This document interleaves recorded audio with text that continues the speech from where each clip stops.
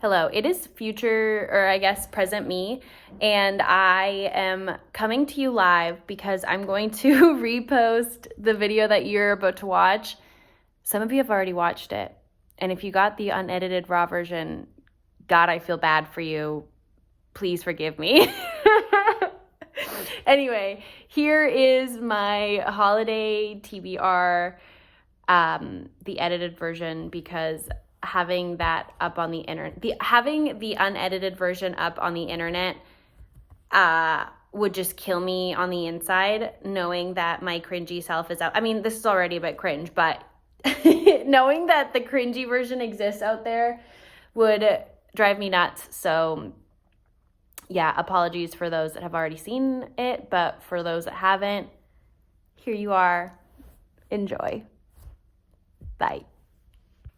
Hi friends, it is lovely seeing you. You are my exam distraction at the moment because I just really don't have the brain energy to look at a screen and try and absorb information. So I figured I would distract myself by doing a little TBR, which historically, I've been very much opposed to this idea / style of video, but I am so freaking desperate to pick up a pleasure book. I'm kind of like denying myself the pleasure of reading at the moment. Like I finished A Minor Chorus by Billy Ray Belcourt.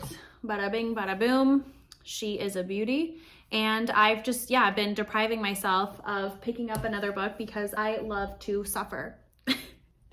I'm just like, you know what? It'll just feel so much sweeter if you pick up a book when you don't have any school and no midterms to worry about and just like truly soak in the story. So yeah, I haven't picked up a book in the past 2 weeks and I'm so close. It is Sunday and I'll be done on Wednesday.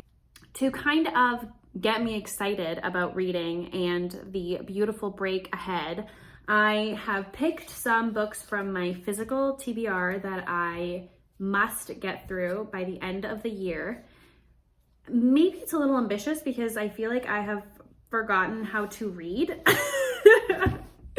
But this is what we're working with and I'm just so freaking excited. You have no idea. And then I also have my computer here because I do always keep a list of books that sound good to me and that I want to buy. So we'll go through that later. But for my physical TBR, the first one that I bought kind of on, actually not on impulse. I bought because I read The Babysitter at Rest by Jen George and I absolutely loved it. And I was doing some research after I posted that video and after I read it. And a lot of people, or by a lot, I mean 2 critics, said that this book was quite similar in tone and in like absurdity level. And I will read you the little blurb in the back. I think I'm going to start with this one, because it's small and I'll feel really good about myself once I finish this and I'll be on the reading swing of things. So that's my game plan here. I'll put my glasses on. I'm blind and I'm using the ring light, so I took them off, but we're going to need her. All right. Melba Zuzo. Wow, what a name. Ernst Weil. That's a word I don't know. Off to a great start. Innocent of the male-heavy hamlet of Dan, a town located in the foothills of ... somewhere, ? Finds herself in a rut. In fact, she was probably born into this rut, but today, for some reason, she feels suddenly aware of it. Everything is changing, yet nothing's making sense. The people she might rely upon, the habits she would find comforting, everything is off. It's as if life, which has gone largely unnoticed up to now, has been silently conspiring against her this whole time. In Dan, Joanna Ruocco has created a slapstick parable that brings together the restless undercurrent and unabashed campiness of Thomas Pynchon with meandering imagery, audacity of Raymond Roussel. Either way, either Dan is a state of mind beyond the reach of any physical map, or else it sits on every map unnoticed, tucked beneath the big red dot that tells you you are here. I did a horrible job of reading that, so I apologize. Oh my God. So embarrassing. But yeah, it just sounds like we are going to be inside this woman's head as she is depressingly walking through life, and this town, Dan, is going to wake her back up. So hopefully this book will wake me back up. So that's the first one I'm going to tackle. Also, don't mind this. This pimple has been my companion through it all. She has no intention of going away. I've literally popped this pimple like 3 times and she's still giving me more pus. That's so gross. I'm sorry. Okay, anyways, back to this guy. Making Love with the Land by the absolutely just wonderful author, Joshua Whitehead. Already talked about this book, so I will spare you guys, but yeah, I cannot wait, and this is nonfiction. Then, to switch things up a little bit and go back into story realm, I really want to read Lent by Jo Walton. I have heard that there are some parallels between Lent and Piranesi, and I just feel like this is the perfect holiday read that is going to get me in that fuzzy, delicious, I love reading mood that I cannot wait to feel. And I think this weaves together like classics and mystical story with magic. I don't know. We're gonna find out together. I don't even want to read you the blurb and make you suffer through that again. But yes, the lovely Carolyn from Pages of Carolyn, which like, please come back. Every time I see her post a video, I just get so excited. But anyways, she sold this to me like ages ago, and I bought this ages ago, and I just have never gotten around to it because I wanted to read it in a specific time, and this is a specific time, so I can't wait. Then I want to read In the Distance by Herdan Diaz. I read Trust, and I absolutely loved it, and I hope that this again is a really immersive and exciting read, which I'm sure it will be. That yeah, I'm just stoked, and I really like the cover of this. I know CJ has read this and really loved it, and I cannot wait to read more of Herdan Diaz's work. I was so consumed by the interview that the lovely Jalen did with this author. I kind of fell in love with the author in that interview, so I'm just like even more likely to love whatever it is that they come out with, this being an earlier work than Trust. But yeah, cannot wait. And then lastly, as for my physical TBR, we've got Funny Weather by Olivia Liang and the delightful Ben and Katie James. Actually, Katie James sold this to me, and then I know Ben read it and he truly loved it. So, I mean, it seems to be a banger through and through. So yeah, those are all the books that I'm going to be bringing with me to Vancouver. Now, because I'm going to Vancouver, I will be clutching onto my little list here, because you betcha I'm going to be making the rounds and go to all of my favorite bookstores while I'm there. And I will be on the lookout for these guys. So the first one is Sister Outside by Audre Lorde.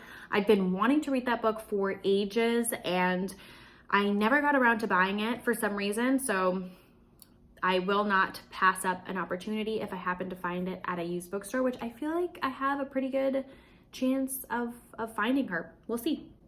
Then I've got Sirens and Musings, because Alex from What Page Are You On did a beautiful comparative review of that book and completely sold me. His presence is truly missed in the booktube community. I'm gonna say I sincerely hope he comes back, but I have to respect Alex's wishes.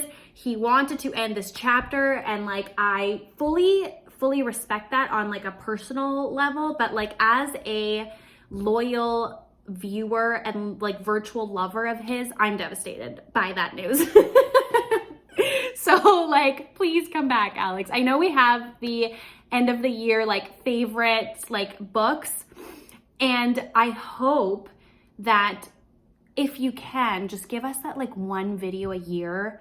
That would be absolutely just so generous, but just like so delightful, because at least I'll get like a tiny little Alex fix, and it's something to look forward to every December. I don't know, Alex, just like an idea. You can just pop in here, like pop in and out. That's it. Just one 10-minute video. That's all we ask.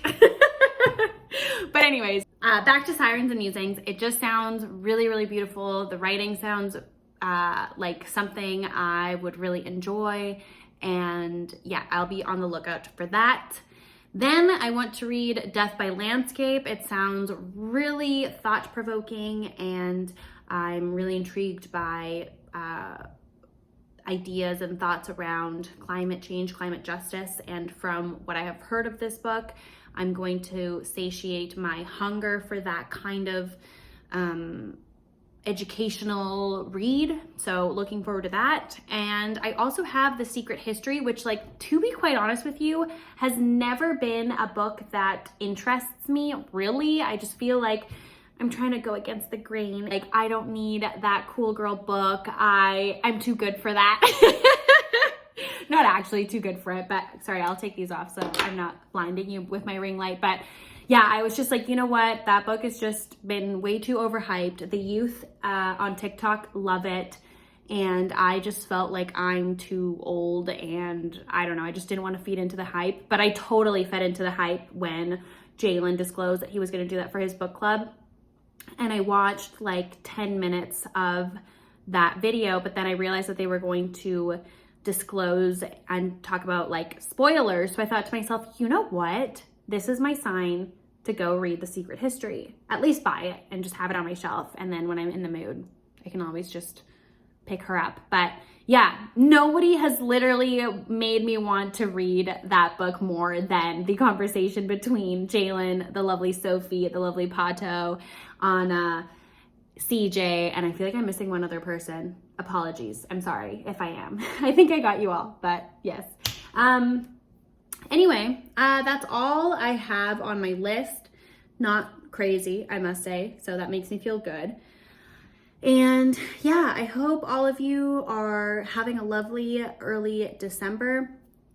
Let me know what kind of videos you'd want to see from me, because I want to do some filming while I'm not in school. If there's like any tags or anything, I do want to hopefully take you along to my favorite bookstores in Vancouver. And yeah, let me know if you've read any of these, and if you enjoyed them or didn't. That's okay with me. And yeah, we'll see each other really soon. Bye.